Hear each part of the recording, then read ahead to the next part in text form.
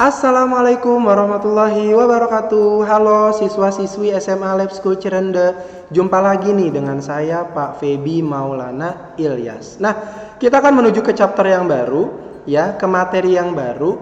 Tapi ini nggak baru-baru banget karena kalian udah pernah pelajarin materi ini pada saat SMP nih. Entah kalian masih ingat atau tidak, kita coba ulas kembali. Apa itu relasi dan apa itu fungsi? Relasi, kalian udah familiar banget nih sama kalimat-kalimat yang zaman now banget ya.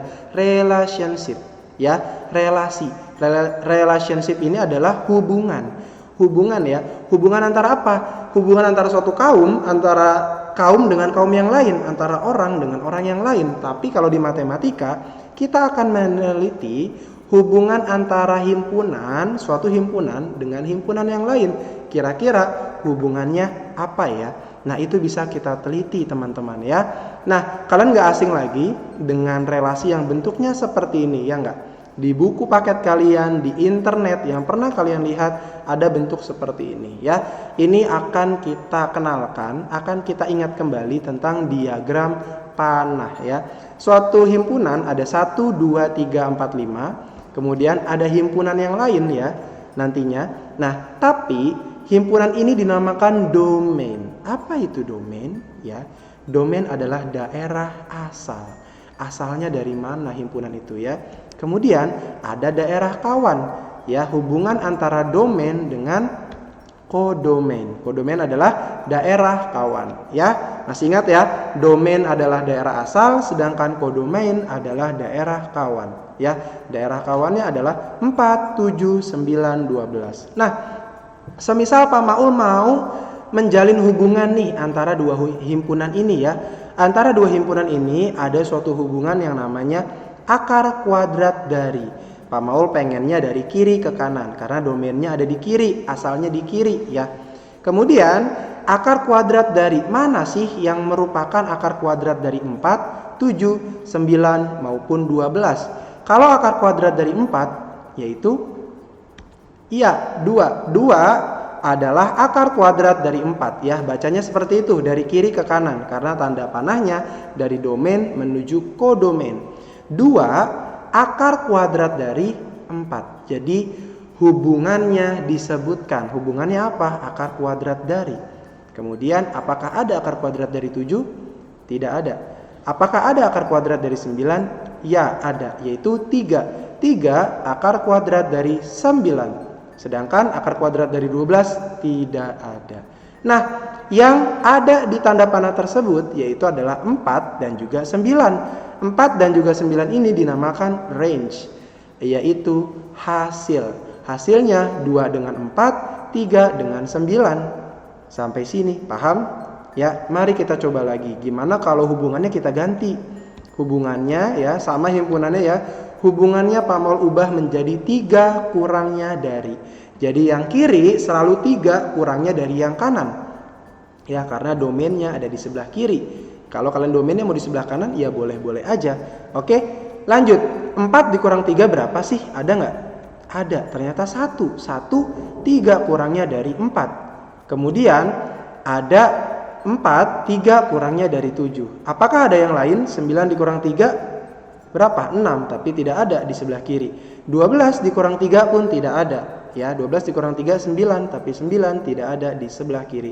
Jadi, range-nya yaitu 4 dan juga 7. 1 dengan 4, 4 dengan 7. Sampai sini paham ya? Apa itu relasi, apa itu domain, apa itu kodomain, dan apa itu range. Maka dapat disimpulkan nih, relasi adalah setiap anggota himpunan daerah asal atau domain ya, ini yang ada di buku kalian ya, boleh punya pasangan lebih dari 1 atau boleh juga tidak memiliki pasangan. Jadi di dalam sebuah relasi kalian boleh aja punya pasangan, boleh lebih punya pasangan lebih dari 1 ya, ini agak tidak dianjurkan, dan juga tidak boleh nih, boleh tidak memiliki pasangan. Kalau kita flashback ke slide yang sebelumnya ya, di domain ada nggak yang tidak mempunyai pasangan? Ada, yaitu 2, 3, dan 5. Kalau yang di sebelumnya, ya kita ke yang sebelumnya nih, ada juga yang tidak mempunyai pasangan adalah 1, 4, dan 5. Gampang banget ya, itu relasi. tentang menyatakan hubungan antara suatu himpunan dengan himpunan yang lain.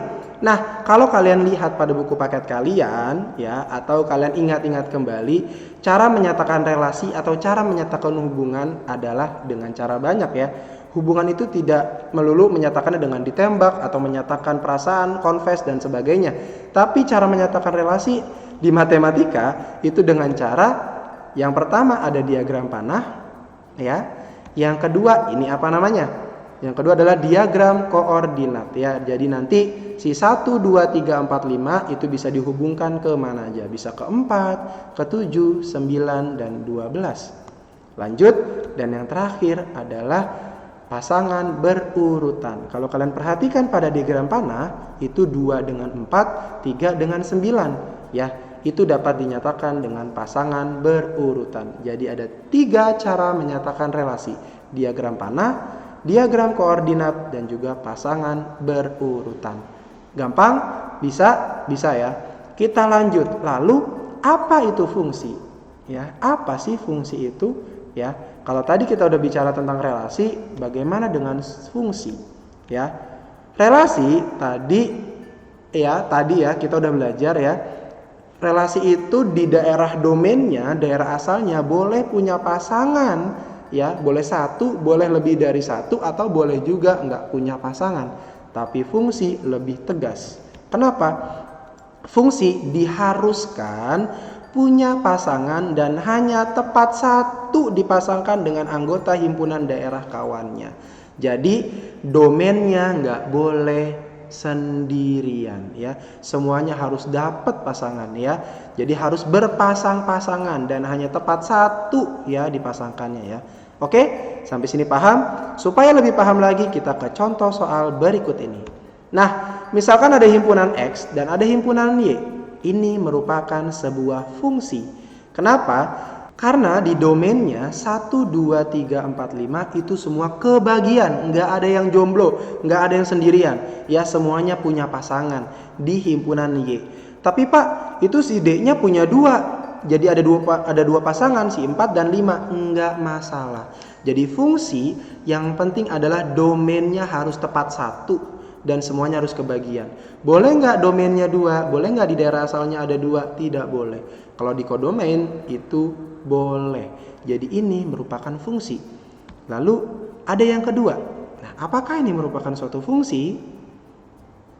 Bukan, karena tadi sudah Pak mau sebutkan di 2-nya itu ada 2 ya. 2-nya ke A dan juga ke B. Ini tidak boleh. Ini bukan merupakan fungsi. Jadi fungsi domainnya harus 1 ya. Ya harus kena semuanya dan tidak boleh lebih dari 1. Lanjut, apakah ini merupakan fungsi? Sayangnya tidak, karena 5-nya ternyata dia jomblo sendirian. Jadi ini bukan merupakan suatu fungsi. Sampai sini paham? Bisa ya membedakan mana itu fungsi, mana itu relasi. Singkatnya, relasi itu ya tidak ada yang diwajibkan. Boleh punya pasangan, boleh tidak. Boleh juga punya pasangan lebih dari 1. Tapi fungsi itu harus semuanya punya pasangan ya. Tapi hanya 1, diharuskan hanya 1. Paham sampai sini ya? Oke, jadi relasi itu belum tentu fungsi, tapi fungsi udah pasti relasi. Paham ya? Oke, lanjut. Kita menuju ke pembahasan terakhir pada pertemuan kali ini, yaitu tentang sifat-sifat fungsi. Ada yang dinamakan fungsi injektif.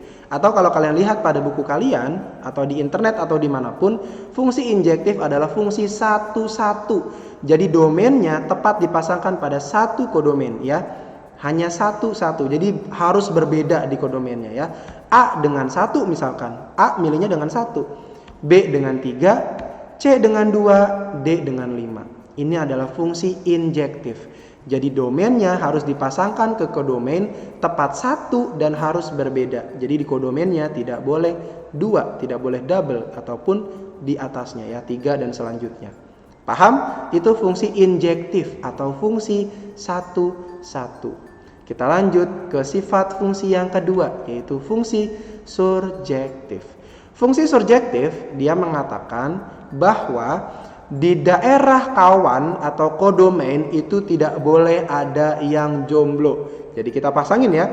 Misalkan A dengan 1, B dengan 3, C dengan 1. Nah, masih ada tuh satu lagi yang nganggur. Nah, ini harus wajib dipasangkan ya.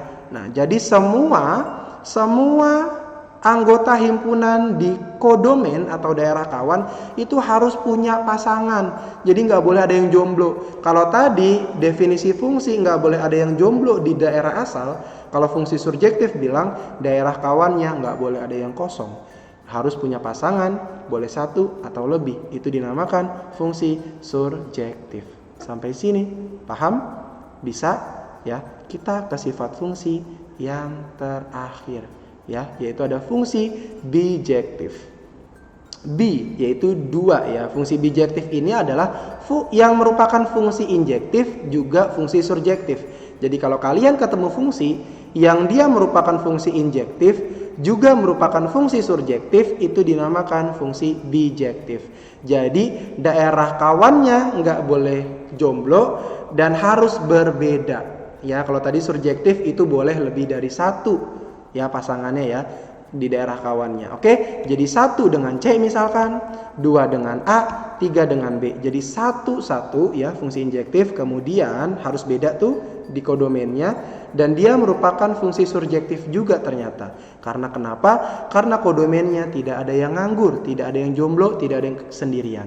Sampai sini paham ya? Kita udah belajar apa itu relasi, apa itu fungsi, bagaimana tadi cara menyatakan relasi ya, dan juga cara menyatakan fungsi. Nah, kita juga udah sampai ke tahap sifat-sifat fungsi. Ada injektif, surjektif, dan bijektif. Semoga kalian dapat memahami apa yang Pak mau jelaskan pada kesempatan kali ini.